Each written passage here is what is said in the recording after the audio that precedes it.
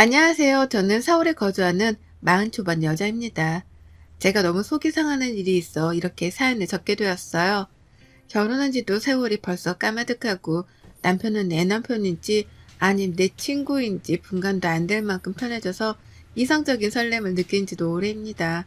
뭐 그게 아쉽긴 하지만 비로소야 남편이 내 가족이 되고 내 부모보다 가까이 서 있는 중요한 사람이 된 것 같아서 그 존재만으로 감사하기도 하고요. 다만 세월이 흘러 피 안 섞인 남편이랑은 찐 가족이 되어가는데 시어머니와 관계를 개선시키는 것이 참 어렵네요. 이러다 어머님이 돌아가실 때까지 사이가 이럴까나 싶어서 걱정이 되던 때도 있었답니다. 멋모를 적에는 그래도 어머님이랑 잘 지내보고 싶은 마음이 커서 제가 먼저 다가가곤 했거든요. 하지만 이젠 그마저도 아니게 되었어요. 더욱 거리를 두려고 하는 어머님 때문에 다가가려던 제가 뒷걸음질을 치게 되었기 때문입니다. 지금부터 시어머니와의 지독한 고부관계가 설명이 될 텐데요.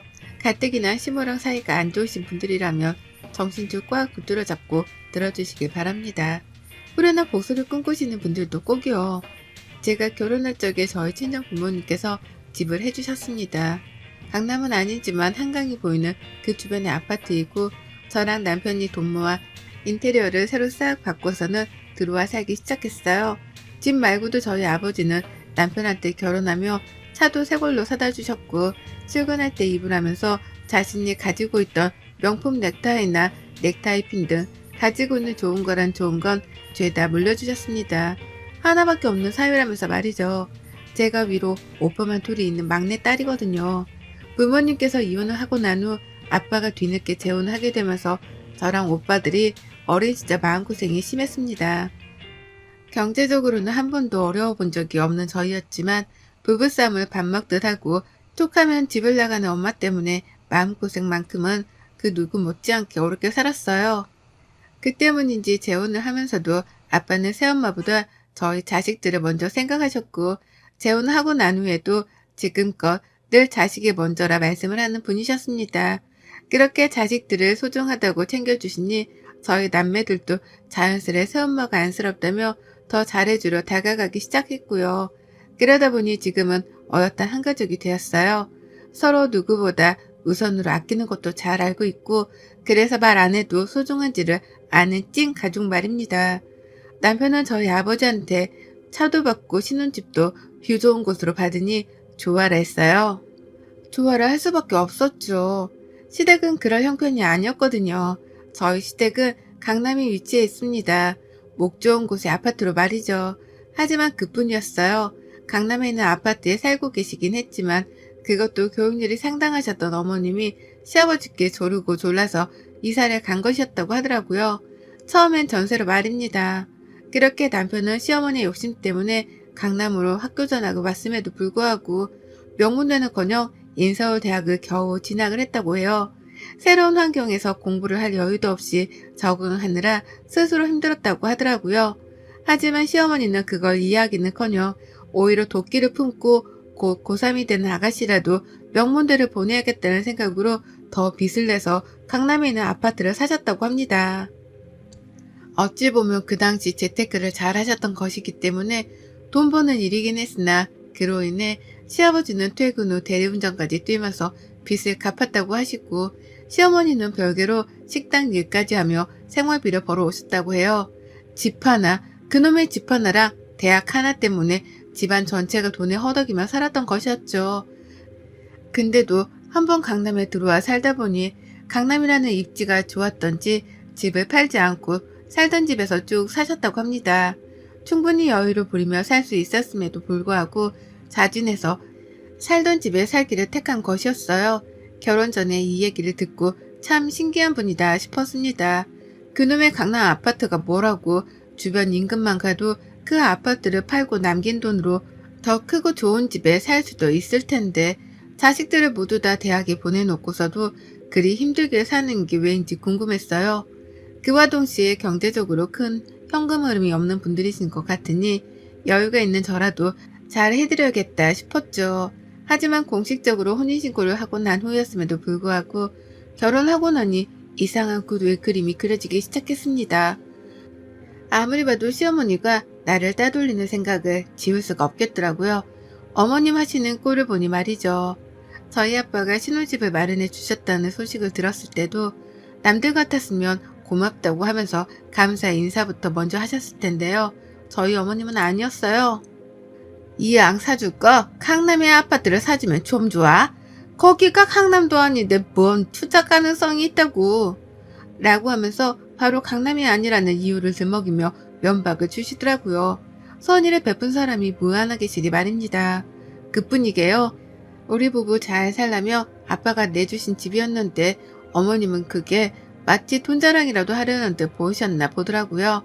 남도 아니고 당신 아들이 따뜻히 지낼 수 있는 집을 주신 것임에도 불구하고 마치 삐져있는 사람 마냥 한동안은 집에 대한 얘기를 하지 말라고 선까지 그으셨답니다. 참 속이 좁은 분이라는 걸 그때 전 처음으로 파악했었네요. 시어머니하고의 관계가 결코 쉽지만은 않겠다는 생각에 머리가 괜히 지끈거리더라고요.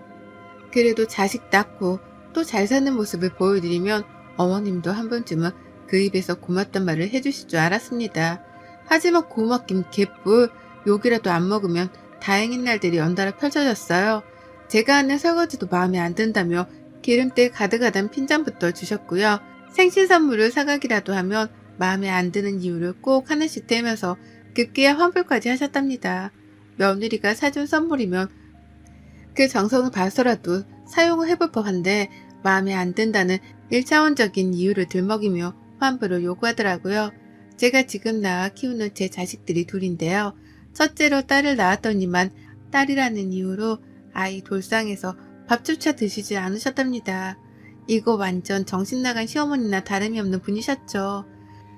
당시 손녀딸이 어리광을 부리면서 할머니를 부르는데도 쳐다를 보려 하지 않으셨고 아이 앞에서 아들을 언제 낳을 거냐는 핀잔까지 주는데 그때가 제 인생에서 가장 힘들었던 시기였어요. 시어머니께 욕을 먹어서 힘든 게 아니라 시어머니랑 피 터지게 한판 뜨면서 싸우고 싶은데 애가 놀랄까봐 그러지 못하고 참느라 힘들었던 겁니다. 그렇게 성질을 죽여가며 어머님이 저지르는 불합리한 불만 혹은 투정이 있는 그대로 받아들이며 살았어요. 그 후 아들을 낳았더니 잠깐 좋아라 하시더니 곧이어 또 원래 모습으로 돌아오셔서 손주만 챙기며 예뻐라 하는 지독한 시어머니가 되셨고요. 그런데 지난 1월 벌써 1년이 다 되어가네요. 코로나 때문에 한동안 집안에서만 살며 시댁은 근처도 못 가봤습니다. 남편이 초창기에 코로나에 걸리기도 했었고 그로 인한 몸살을 너무 심하게 겪었던 바람에 주변 어른들께는 절대로 옮기면 안 되겠다는 각성을 했거든요. 그렇게 안 찾아뵙는 대신에 남편이 대신 안부 연락을 시부모님께 자주 했고 그러면 저도 옆에서 아이들이랑 인사를 드리곤 했어요. 그러다가 지난 1월 오래간만에 시댁을 찾아뵈었습니다. 근데요, 어머님이 밥도 잘 먹고 식후 커피도 잘 마신 듯 하시더니만 곧장 너는 빼고 니들만 들어와 라고 하면서 제 남편과 아가씨를 부르시더라고요. 눈앞에서 대놓고 당한 차별을 얼떨떨했는데 당황은 저뿐만이 아니었죠. 남편도 그렇고 아가씨도 그렇고 이렇게까지 티를 내며 우리만 불러야겠냐며 시어머니께 눈치를 줬는데 어머님은 아무 상관도 하질 않으셨습니다. 결국 그렇게 방 안에 들어가 한참 동안 대화를 나누다가 나오곤 하셨어요. 그리고 이런 식의 기분 나쁜 일은 한 번으로 끝나지 않았습니다. 한 번이 아니라 여러 번 정말 무수히 많을 만큼 제가 기분 나쁠 일들이 벌어졌어요. 다 같이 밥을 먹다가도 얘기 좀 하자꾸나 라고 하면서 정확히 손가락으로 제 남편과 아가씨를 가리키며 안방으로 데리고 들어가기도 하셨고요. 이런 식의 일들이 좀 익숙해진 건지 언젠가부터는 고개만 휙휙 거리시면서 아가씨랑 제 남편을 부르더라고요. 그러면 저는 또 나만 빼놓고 들어가려 하시는가 보다 싶어서 일부러 눈을 회피하며 밥상머리에 시선을 고정시키곤 했죠. 안 그럼 그 상황 자체가 너무 민망해서 못 봐줄 것 같았으니까요. 저도 사람인지라 무슨 대화를 남몰래 나눴는가 싶어서 궁금해 죽겠었습니다. 그와 동시에 나를 쏙 빼놓고 할 얘기가 뭐가 있는가 싶어 화도 났고요. 저희 아가씨가 결혼했는데 한 번은 아가씨의 남편까지도 방 안에 부르시더라고요. 며느리는 저는 빼놓고 사이만 불러낸 것이었습니다. 아무리 생각해도 이해가 가질 않았어요. 무슨 대화를 하길래 나 혼자만 이렇게 기분이 나쁠 만큼 혼자 남겨두는 거냐면서 괜시리 남편을 불러 짜증도 부려봤습니다. 시어머니 보는 앞에서 툴툴대어 보기도 했고요. 하지만 남편은 입을 아꼈고 한 번은 결국 털어놓더라고요. 엄마가 재산 얘기를 하신다고 부르신 거였어. 가족들만 있는 자리에서 재산 얘기를 하고 싶으셨던 것 같더라고. 당신이 이해를 해줘. 라고 말해요. 남편의 말을 듣고 나니 그제서야 이해가 가기 시작했어요. 큰 재산이든 작은 재산이든 자기 자식들만 두고서 재산 얘기를 하고 싶으셨겠거니 했습니다. 그래서 이해를 해드리려고 처음엔 수긍을 했네요. 다만 기분이 여전히 좋지 않더라고요. 시어머니는 당신 집안에서 지내는 제사도 그렇고 시부모님 각자의 생신도 그렇고 각종 경조사며 며느리의 손길이 필요로 할 일에 대해서는 무조건 저부터 찾곤 하셨거든요. 무조건 제가 도와야 할 일들이었으니까요. 그런데 돈 나누는 재산 문제 가지고서는 며느리를 대놓고 제외시켜 두기까지 하면서 자기들끼리 속닥거렸다고 생각을 하니 할 말이 없었습니다. 필요할 때만 가족이라는 걸 새삼 깨달아 서글펐던 거죠. 하지만 그 후로도 어머님은 저를 빼놓은 채로 남편과 아가씨를 방 안에 불러들이셨고 애들까지 왜 엄마를 빼놓는 거냐는 눈치를 채기 시작한 때에 저는 뜻밖의 대화를 엿듣게 되었습니다. 가뜩이나 방 안에 들어가 대화를 마치고 나오면 아가씨 표정이 늘 떨떠름했거든요. 저를 본체만체 하면서 지나칠 때도 있었고요. 한 번은 얘기 잘하고 나왔냐고 그냥 멀뚱히 물어봤는데 제 말에 대답을 피하면서 쌩 하고 먼저 가겠다며 집을 나가버린 적도 있었어요. 왜 저러나 싶어서 황당하단 표정으로 남편을 바라보면 남편은 아가씨를 쳐다보며 제 시선을 회피하려고도 했었고요. 불필요한 행동들을 보이며 저를 피한다는 게 느껴지니 기분이 너무 별로였습니다. 그래서 한 번은 무슨 얘기를 저렇게 하길래 나를 본체만체까지 하나 싶어서 바로 문 앞에부터 귀를 기울였어요. 혹시나 내가 돈 욕심이 많아 보이니 돈 얘기는 하지 말라며 며느리에 대한 뒷담화라도 나누는가 싶어서 말입니다. 만약 그렇다면 저도 가만둘 생각은 없었어요. 누구 덕에 집 걱정 안 하고 결혼해서 호강하며 살고 있는데 그런 며느리한테 좋은 덕담은 못해줄 망정 뒷담 하나 까고 있다면 가차없이 반박하고 싸움을 걸기라도 할 참이었습니다. 그런 마음으로 귀를 기울이는데 전 경악을 금치 못했어요. 시어머니의 목소리밖에 들리질 않았는데요. 시어머니가 제가 또? 라는 말로 대화를 시작하더라고요. 설마 그 제가 나를 가리키는 건가 싶어서 귀를 쫑긋 기울였습니다. 그랬더니만 이어지는 말이 정말 가관이었어요. 오늘은 내가 화를 안 내보려고 했는데 쟤를 보니 화가 날 수밖에 없다. 굼떠서 행동도 느리고 시어머니가 앞에서 밥을 다 먹었으면 물이라도 떠다 주는 게 정상인데 가만히 앉아서 지 자식들부터 챙기는 거 봐라. 저런 밥상머리 교육으로 어디 자식을 가르치려고 드는지 세상이 정말 말세다 말세. 라고 하면서 저의 행동에 대한 뒷담화를 늘어놓고 계시던 겁니다. 오늘은 화를 안 내보려고 했다고 말씀을 하는 거 보니 평상시에도 이런 식으로 제 뒷담화를 나누던 게 분명해 보였어요.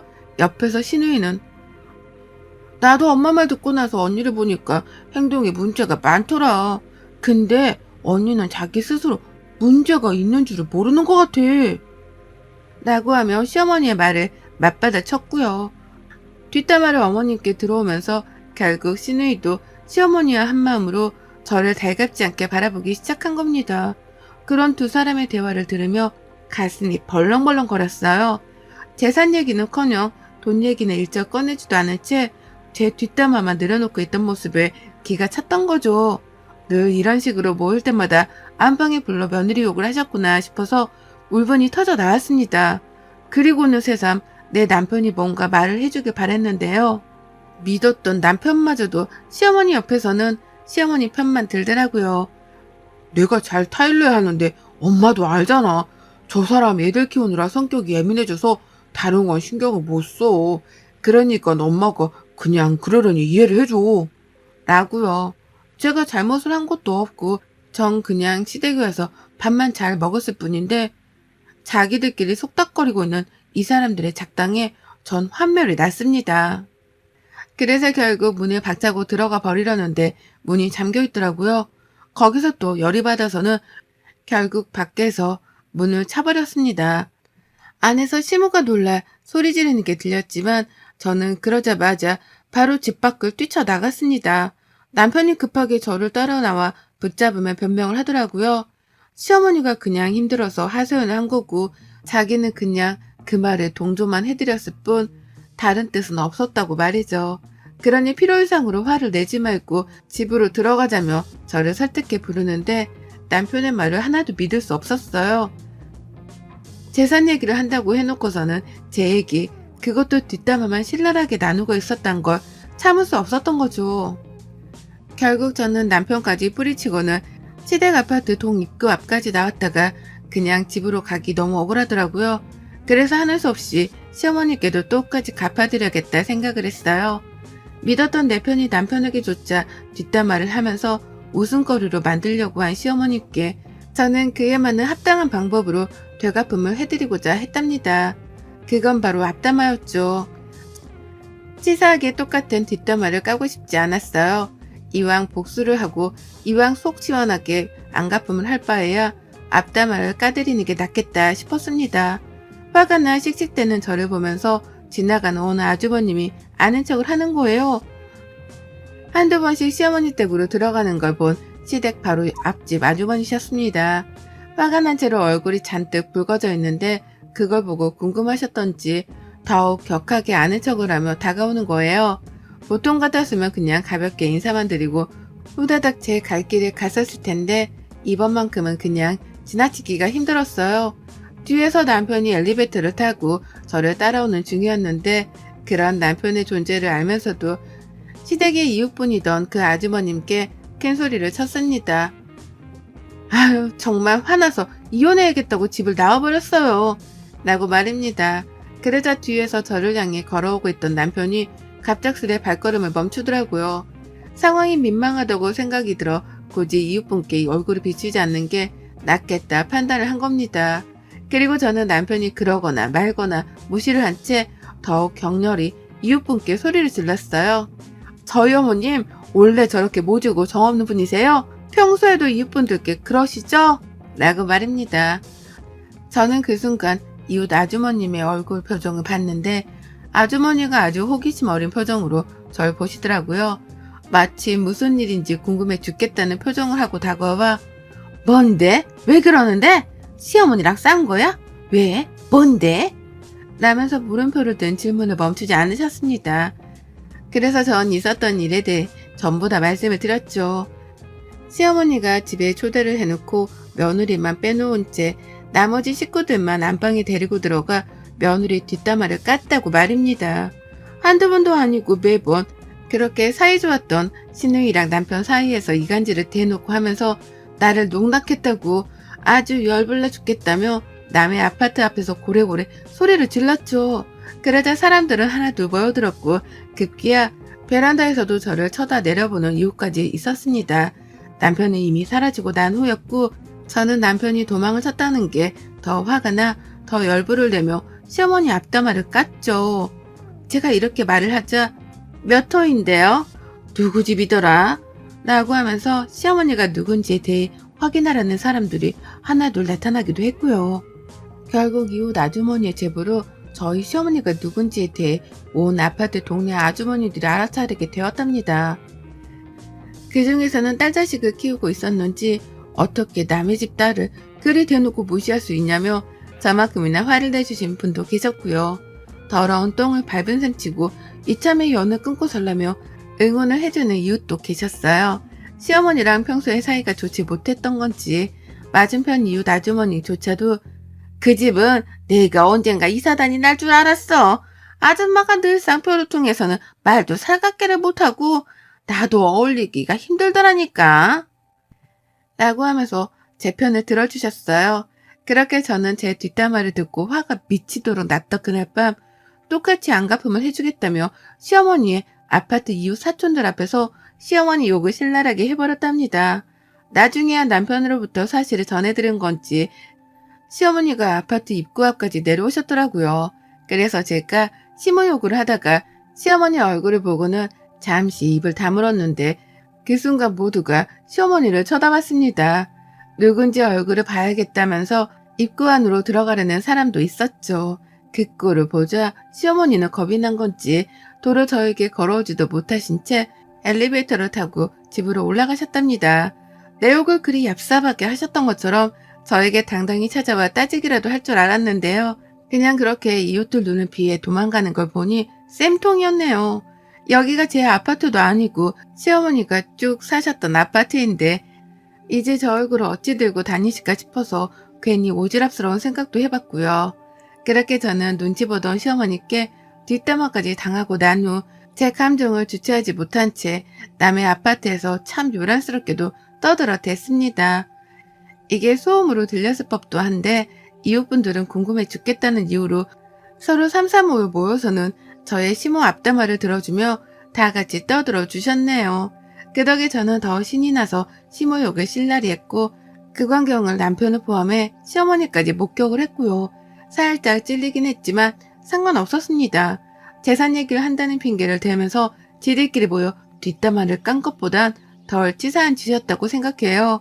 남편도 할 말이 없었는지 그날 뒤늦게야 애들을 데리고는 집으로 돌아왔는데 와서 내내 제 눈치를 보다가 먼저 맥주까지 꺼내 들더라고요.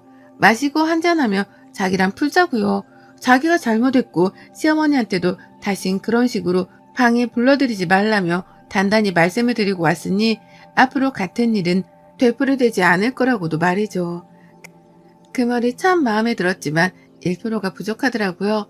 저는 또 시어머니를 볼 일이 없을 거고 그 집에 들어가서 수모를 겪지 않을 거라고 단단히 못을 박아뒀답니다.